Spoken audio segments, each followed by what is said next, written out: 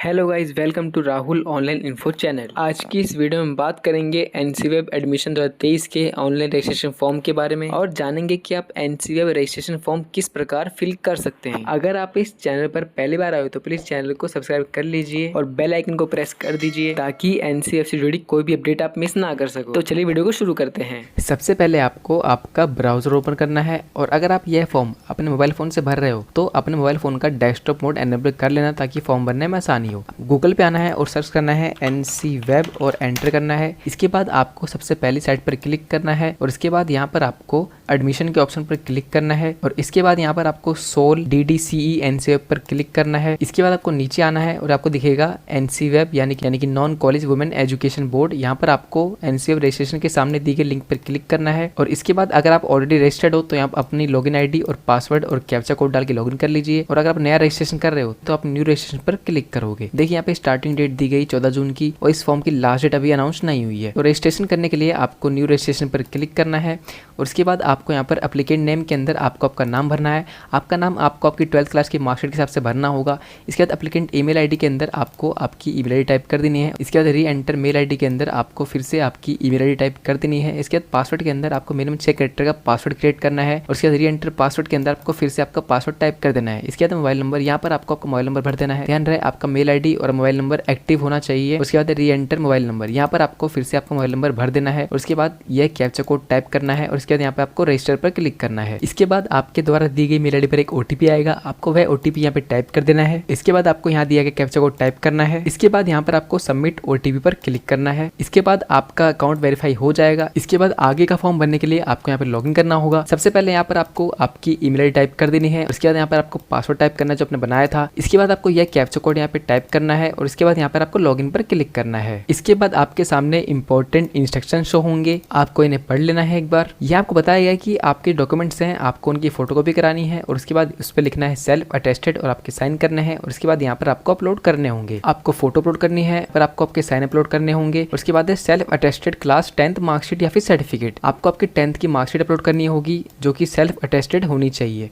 आपको करना क्या है, आपको मार्कशीट की फोटोकॉपी या फिर प्रिंट आउट निकलवाना है और उसके बाद उसके ऊपर आपके साइन कर देने हैं और उसके बाद आपको अपलोड कर देना है। इसके बाद है self attested class 12th marksheet if result have not announced in case the marksheet not had been issued by the board a self attested copy of marksheet downloaded from the respective board website should be uploaded. देखिए आपको यहाँ पर आपका result अगर आ चुका है, आपको school से मार्कशीट मिल गई है तो आपको करना क्या है, आपको आपकी मार्कशीट की फोटो भी करानी है और उसके बाद आपको उसके ऊपर साइन करना है और उसको अपलोड करना है। मान लीजिए अगर आपको स्कूल से मार्कशीट अभी नहीं मिली है तो आपने जो इंटरनेट से रिजल्ट आपका निकलवाया था, आप उसी रिजल्ट की प्रिंट आउट निकलवा के उसके ऊपर के साइन करके उसको अपलोड कर देना है। इसके बाद अगर आप SC ST PWBD CV CW या फिर KM कैटेगरी से बिलोंग करते हो तो आपको उसका सर्टिफिकेट यहाँ पे लगाना पड़ेगा। और उसके बाद है OBC, अगर आप OBC नॉन क्रीमी लेयर से बिलोंग करते हो तो यहाँ पर आपको आपका OBC सर्टिफिकेट लगाना पड़ेगा। और ध्यान रहे जो आपका सर्टिफिकेट है वो 31 मार्च 2022 को या फिर उसके बाद इशू हुआ होना चाहिए, उससे पहले का नहीं लगेगा। इसके अंदर उससे पहले का आप लगाओगे तो आपका वो रिजेक्ट हो जाएगा। और इसके बाद अगर आप EWS कैटेगरी से बिलोंग करते हो तो यहाँ पर आपको SDM द्वारा इशू करा हुआ सर्टिफिकेट लगाना होगा। और ध्यान रहे सर्टिफिकेट आपका 31 मार्च 2022 के बाद का ही होना चाहिए, उससे पहले का यहाँ पे नहीं लगेगा, ठीक है।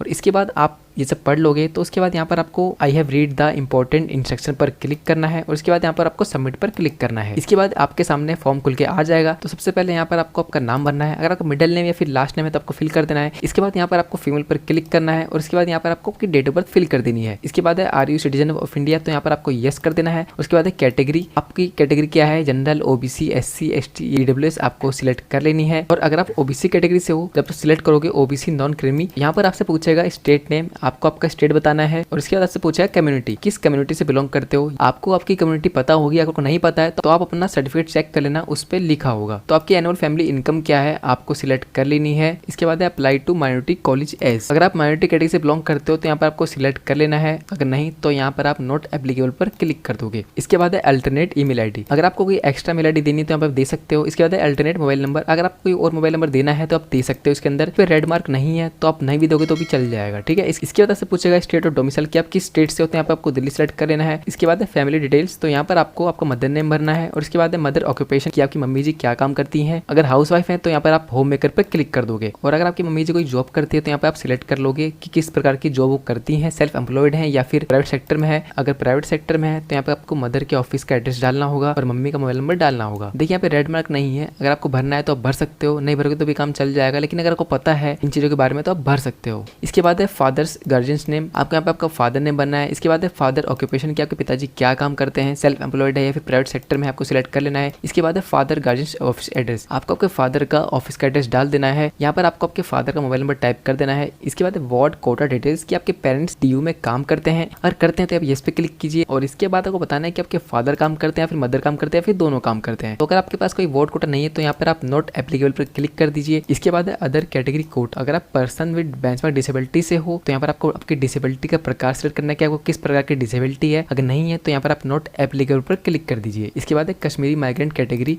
अगर आप कश्मीरी माइग्रेंट हो तो यहाँ पर आपको यस करना है वरना आपको नॉट एप्लीकेबल पर क्लिक करना है। इसके बाद है एड्रेस, यहाँ पर आपको आपका एड्रेस भरना है। इसके बाद आपको सिलेक्ट करना है आपकी कंट्री, इसके बाद आपका स्टेट, इसके बाद यहाँ पर आपको आपकी सिटी भरनी है। इसके बाद है पिन कोड, यहाँ पर आपको आपका पिन कोड टाइप कर देना है। इसके बाद है परमानेंट एड्रेस, अगर आपका परमानेंट एड्रेस और कॉरस्पॉन्डेंस एड्रेस सेम है तो यहाँ पर आप टिक कर दीजिए वरना आप यहाँ पे अनटिक करके अपना परमानेंट एड्रेस फिल कर दीजिए। इसके बाद है बैंक डिटेल फॉर रिफंड, ये क्यों मांगा जा रहा है, ये इसलिए है कि मान लीजिए अगर आप अपना एडमिशन कैंसिल कराते हो तो उसका रिफंड वाला पैसा होगा वो इस अकाउंट में ही आएगा जो आप यहाँ पे आप दोगे।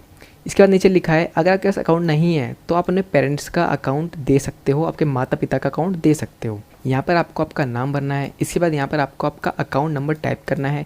इसके बाद कंफर्म अकाउंट नंबर के अंदर आपको फिर से आपका अकाउंट नंबर टाइप कर देना है। इसके बाद नेम ऑफ द बैंक, यहाँ पर आपको आपका बैंक का नाम सेलेक्ट करना है कि आपका कौन सा बैंक है। इसके बाद IFSC कोड, यहाँ पर आपको आपके बैंक का IFSC कोड भरना है। ये आपको आपकी बैंक की पासबुक के ऊपर लिखा मिल जाएगा, आप उस पर देख के भर सकते हो।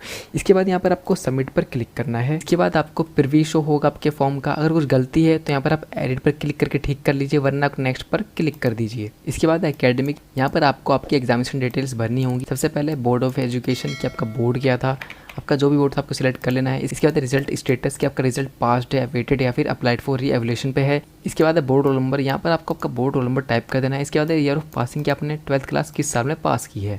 अगर आप पास पे क्लिक करोगे तो आपसे पूछेगा कि आपने किस सब्जेक्ट के अंदर कितने नंबर प्राप्त किए हैं। अगर आप अवेटेड पे क्लिक करते हो तो यहाँ पर आपको कोई डिटेल्स नहीं भरनी होगी। अगर आपका रिजल्ट आ गया है तो यहाँ पर पास पे क्लिक कर दीजिए। इसके बाद यहाँ पर आपको आपके सब्जेक्ट सिलेक्ट करने हैं जो आपकी 12th क्लास के मार्कशीट के अंदर दिए गए हैं। इसके आपके पास इंग्लिश स्कोर था, आप सिलेक्ट कर लोगे। इसके बाद maximum theory marks of board, तो आप यहाँ पर मैक्सिमम मार्क्स भर दीजिए। इसके बाद theory marks obtained by student, आपने 80 में से कितने अंक प्राप्त किए आपको भर देना है। इसके बाद maximum practical marks of board कि आपका प्रैक्टिकल कितने मार्क्स का था, तो मान लीजिए आपका 20 मार्क्स का था, 20 भर दीजिए। इसके बाद practical marks obtained by student कि आपने 20 में से कितने अंक प्राप्त किए प्रैक्टिकल के अंदर, तो मान लीजिए आपने 19 किए तो आप 19 टाइप कर दोगे और इसके बाद यहाँ पे आपके टोटल मार्क्स आ जाएंगे। यहाँ पर आपको इसी तरह आपके सारे सब्जेक्ट्स फिल कर लेने हैं। जैसे कि नेक्स्ट आपका हिंदी इलेक्टिव है तो आप सिलेक्ट कर लीजिए। इसके बाद मैक्सिमम मार्क्स कि आपके टोटल मार्क्स क्या थे आप भर दीजिए। इसके बाद आपको बताने कि आपने कितने अंक प्राप्त किए और इसके बाद यहाँ पर आपको प्रैक्टिकल के मैक्सिमम मार्क्स भरने हैं। उसके बाद बताना है आपको कि प्रैक्टिकल के अंदर आपने कितने अंक प्राप्त किए हिंदी इलेक्टिव के अंदर। ऐसे ही आपको सभी सब्जेक्ट्स के मार्क्स भर लेने हैं। इसके बाद आपको नीचे आना है। इसके बाद एडिशनल डिटेल्स, इसके बाद name of school last attended कि आपने लास्ट कौन सा स्कूल अटेंड किया है। आपको आपकी 12वीं क्लास का स्कूल का नाम भर देना है। इसके बाद टाइप ऑफ स्कूल कि आपका स्कूल गवर्नमेंट था प्राइवेट था आपको सिलेक्ट कर लेना है। इसके बाद स्कूल लोकेशन कि आपका स्कूल NCT दिल्ली में था या फिर बाहर था आपको सिलेक्ट कर लेना है। इसके बाद मीडियम ऑफ स्टडी कि आपने 12th क्लास कौन से मीडियम से पास किए, हिंदी इंग्लिश या फिर अदर सिलेक्ट कर लीजिए। इसके बाद Hindi language studied up to कि आपने हिंदी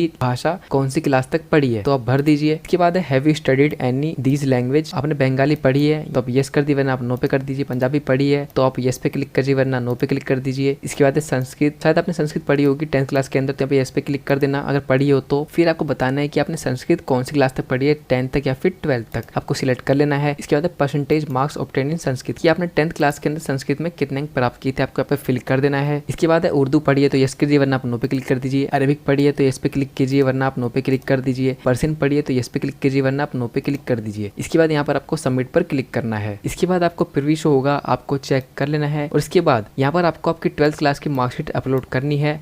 आपको सिलेक्ट फाइल पर क्लिक करना है और आपकी जो भी फाइल है आपको सिलेक्ट कर लेनी है और इसके बाद यहाँ पर आपको स्टार्ट अपलोड पर क्लिक कर देना है तो आपकी मार्कशीट अपलोड हो जाएगी। इसके बाद यहाँ पर आपको नेक्स्ट पर क्लिक कर देना है। इसके बाद अपलोड डॉक्यूमेंट्स, तो यहाँ पर आपको आपकी फोटोग्राफ अपलोड करनी होगी। फोटो का साइज रहेगा मिनिमम 30 KB, मैक्सिमम रहेगा 100 KB और फॉर्मेट रहेगा JPEG और PNG फॉर्मेट। इसके बाद यहाँ पर आपको आपका साइन अपलोड करना है और इसके बाद upload scan copy of self attested class 10th board certificate. यहाँ पर आपको आपकी 10th क्लास के सर्टिफिकेट की फोटोकॉपी करानी है, उस पर साइन करना है और उसको अपलोड कर देना है। इसके बाद upload scan copy of self attested class 12th board marksheet.